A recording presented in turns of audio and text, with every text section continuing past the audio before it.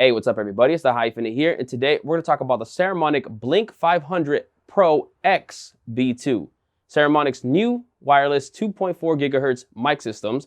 They have a single unit system and then a dual system that has two transmitters. Currently, I'm using the B2 to film this video, and I have one transmitter on with the supplied lavalier mic.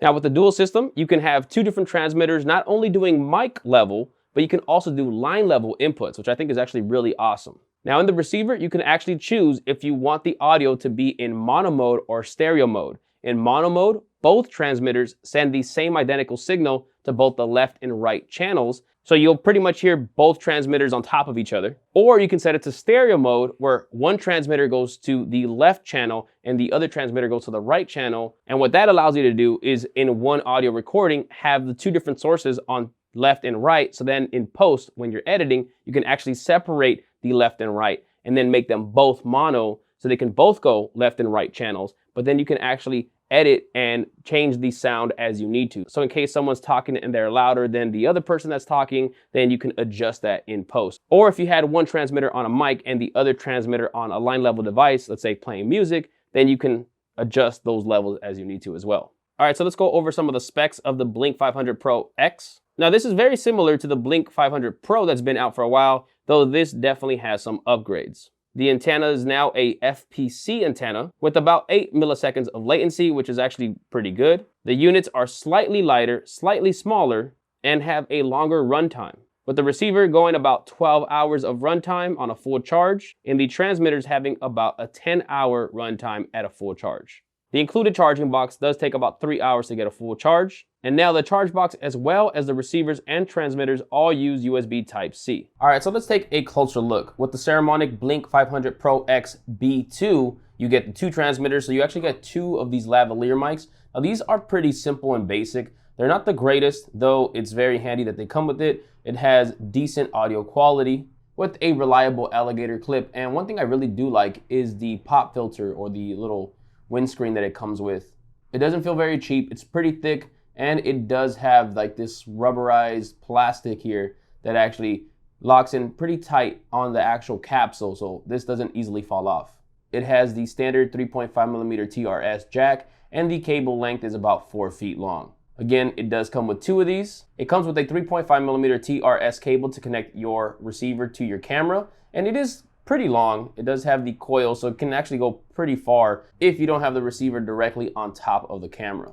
You also get a USB Type-C cable to charge the box, so at the back of the box. And then this little dead cat windscreen goes directly on a transmitter unit. I'll show you that right now. Now the carrying case is also a charging case, and it charges the units directly through here when you have the USB Type-C connected in the back. And when the case is using its internal battery to charge the units, it will be blinking two different color lights to let you know that they are charging. The LED lights will change depending on if it's charging, or if it's charging the units running off its internal battery, or if it's on low battery. Pretty much it illuminates, letting you know what the status is, and the manual breaks down every single different lighting configuration. And then if you click the little charge button, it will start to illuminate. And right here, it's flashing a single light, which in the manual says that it's on low battery. However, I just finished charging this fully, so I think there maybe needs to be a firmware update to fix that, because that one little blinking light should not be happening when I just finished charging everything. It should be blinking all 4 lights. All right, so when you click on the open button, the case starts to open up, and you can lift it up. And then everything is organized very nice and neat, and it does have the indicators letting you know where the receiver goes and where the transmitters go. Now up here, these are just rubber paddings here, so when it closes, it has a little extra protection on each unit. The transmitters are TX and the receiver is RX. The transmitters can be charged on either side, though personally I try to remember my left and my right, and I try to kind of keep that in mind for when I store it. Now when we take out one of the units, now these are very compact. I actually really like the size of these. They look bigger in photos, but they're actually very tiny. They're made out of all plastic, so they're not the most durable, though they feel very solid and well built. The top has a glossy finish, which I'm not a big fan of because I don't like all the smudges you can see easily. The belt clip also is the perfect size to fit in a cold shoe, so this easily slides into the cold shoe or hot shoe of any camera. And this little magnetic strip here is for the charging case. So when you go ahead and put this in, that's what is going to register to the case to make sure that it charges it if it needs a charge. Now, one thing I kind of don't like about the case is that you can actually put this down in here and it doesn't just fit perfectly in. You have to kind of push it in slightly. But if you don't press it in, you do risk potentially having it stick out a little bit where it's not reading those magnetic connectors and it won't charge. So you want to make sure that you always push it in and make sure that it's flush with the others. Now, bringing a transmitter back out, let's look at all the actual buttons and the ports. Now at the top, you do have a 3.5mm jack, which allows either mic or line level inputs for lavaliers or any line level devices such as a phone, a mixer, etc. And then next to that, we have a built-in microphone. These two little rectangle holes are actually for this dead cat that you can actually place pretty easily. So there you can see the shape and it fits perfectly there. And then it easily clips in. And then if you're using this transmitter outdoors and it's very windy, this dead cat will do a great job at minimizing or completely getting rid of the wind noise. Now, I'll say this right now, I'm not a big fan of ever using the built-in microphone unless you're just placing this somewhere to capture some type of sound in a specific environment where you don't want this to be on a person. But when using a mic like this on a person, I always use a lavalier mic. All right, so on one side, we have a USB Type-C port. This actually allows you to charge the unit separately from using the charge case. So if you wanted to actually have a battery bank of some sort connected to this and have it pretty much run all day, you could definitely do that very easily. And you do have plus and minus buttons. These are used not only to change volumes, but also to be able to navigate the menu system, which we'll touch on in a bit. On the other side, we have a button that turns it on or off when you hold the button. But when it's on and you just press it once, it actually mutes the transmitter. These are very lightweight and compact. I actually really like the form factor. Now moving on to the receiver. On the top, you have the line out, which is the port that goes directly to your camera or your recording device. And then next to that, we also have a headphone jack if you want to monitor what's coming into the receiver. However, if your camera has a headphone jack, I would highly recommend using that instead, because this is just going to monitor directly what's coming in from the transmitter, not any levels or any other types of adjustments you might have made in camera or in your recorder. The sides are the same, plus and minus buttons for volume and menu, a USB Type-C port for charging, and then a power button / mute button. Also same form factor with the belt clip that fits perfectly into a cold shoe or hot shoe mount. All right, so I'm gonna take you guys through the menu system of the transmitter and the receiver. Let's start off with the receiver. We're gonna hold the power button until the logo comes on. There it is, and you can let go. Now all the information is set to be seen horizontally. One thing I'm really not a big fan of is this black and bluish green color. It looks very old school, not pleasing. It looks like 80s or 90s tech, so I would rather it just be black and white. I lowered the ISO on my camera just so you can see the screen a little bit better, so it's not so bright. On the top left corner, you have an M. That can change between M and S. M being mono, meaning one or two transmitters are gonna send audio signals to the left and right channels, so you can actually hear the same signal on the left and right speakers. So on M, even if both transmitters are on, they're both gonna be having the same audio mix to both left and right, so you won't be able to separate the audio from the two different transmitters. If you change it to S, then it's gonna turn into stereo mode, which is gonna put one transmitter to channel left and the other transmitter to channel right. To the right of that, we have a little headphone symbol, and then we have a 6 out of 6. Now, when you move the plus and minus symbols, you can change the output. To the right of that, we have a battery indicator. And then underneath that, we have A and B. A for transmitter A, B for transmitter B. And now when I'm speaking, you can see the audio levels moving on the transmitter, which is also moving now on the receiver. On the bottom, you'll have an A and a B, and each of them have a little Wi-Fi signal, and then they have a battery symbol as well. So they pretty much tell you if a transmitter is connected and the battery of that transmitter. Right now, I only have one transmitter on, which is A, so B right now doesn't have any symbols because it's currently off.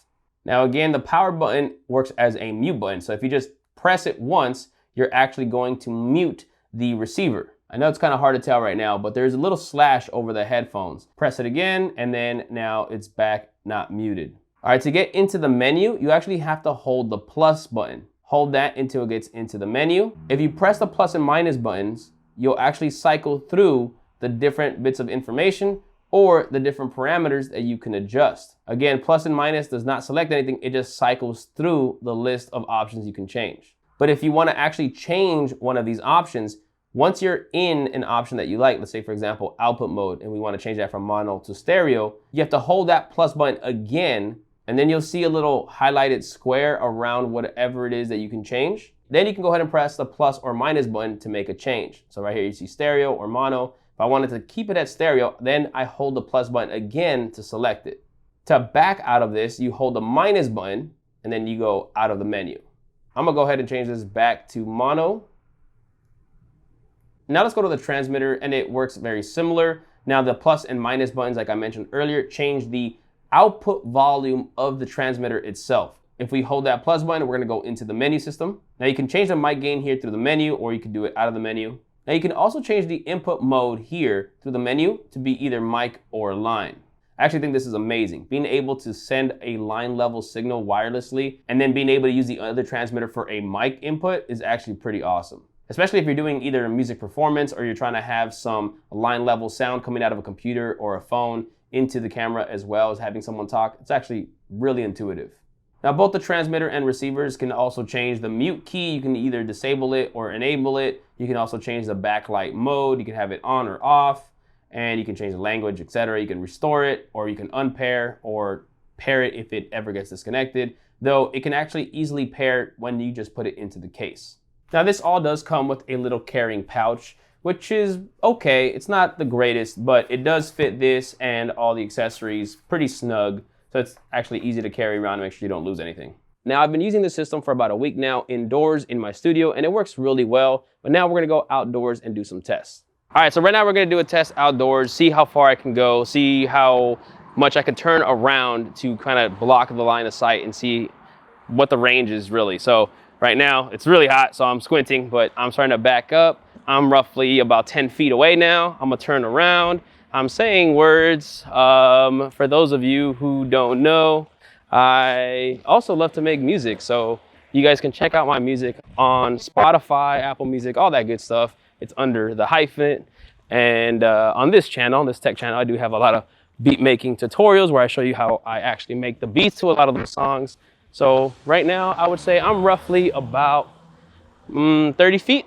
Let's go across the street. I'm gonna keep talking and saying things. I don't know if it's cutting in or out. It's also pretty windy, so this is actually a good test for the supply lavalier mic to see if the windscreen actually is effective. Right now I've turned around. The transmitter is near my back pocket. Now, normally with any system, I tend to have issues here. It starts to get a little choppy. Electronics here, the holes, but I'm not sure if this is getting it. Most of my other systems have struggled here. I'm gonna go behind this electric box. I don't know if you can see me, but I'm kind of far, maybe about 50 feet or so.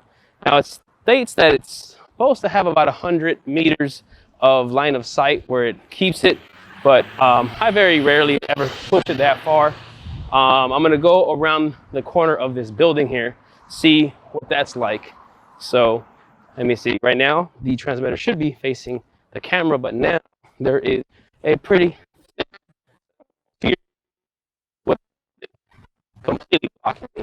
And now turn back around, transmitters on my right pocket, away from the line of sight kind of. My body should be blocking it. And now I'm coming back, and we'll see when we start to edit this how well this did. But right now, I should sound great. All right, so now I want to do some comparison tests between the audio from the supply lavalier mic, the onboard mic, and then also a different lavalier mic. Currently, my camera's input settings for the audio is at 10 out of 31. The receiver is set to 5 out of 6 on the output, and the transmitter is also set to 5 out of 6 on the output. So this is what the audio sounds like with the supplied lavalier mic. So this is what it sounds like with the built-in microphone. And this is what it sounds like with the Rode 2 lavalier microphone connected into the Saramonic transmitter. Now the supply lavalier mic works fairly well. It's a decent microphone. It's a very budget-friendly one. I think they sell these separately for about $25 US. It's the Saramonic SRM1. Now, personally, I'm not a big fan of the way it sounds. It sounds a little dull. Not a big fan of it. So I do use the Rode lavalier 2 microphone, which is sold on its own for about $100 US, and I use that as my microphone connected into the Saramonic transmitter, and that's been my go-to. That's what I prefer. But if you don't have the extra $100 to buy that separate microphone, the fact that Saramonic does provide 2 lavalier mics with their system is actually pretty awesome. Overall, I think the Saramonic Blink 500 Pro X B2 is a pretty great system, especially if you are on a budget and you want something reliable. This definitely does the job, especially in small to medium spaces. Now keep in mind that this is a 2.4 gigahertz system, so you always want to be careful being around wireless routers or other types of units that output a lot of 2.4 gigahertz frequencies, because it can have some issues, and that's pretty much with any 2.4 gigahertz system. But I've been using this in my studio, and I do have a lot of wireless signals going on in here, and it seems to hold up pretty well, which I'm actually very happy with.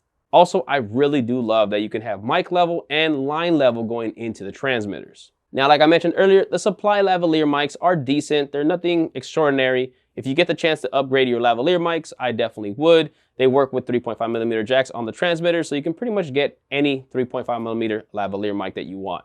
I'm definitely going to continue to use this system for my YouTube videos and possibly a lot of other videos too that are on the go and I don't want to carry a bunch of heavy gear. This is a very affordable system that does what it's supposed to do, and it works really well. If you're interested in getting it, I do have links in the description where you can purchase it. It doesn't change the price that you get it at, but it does help this channel.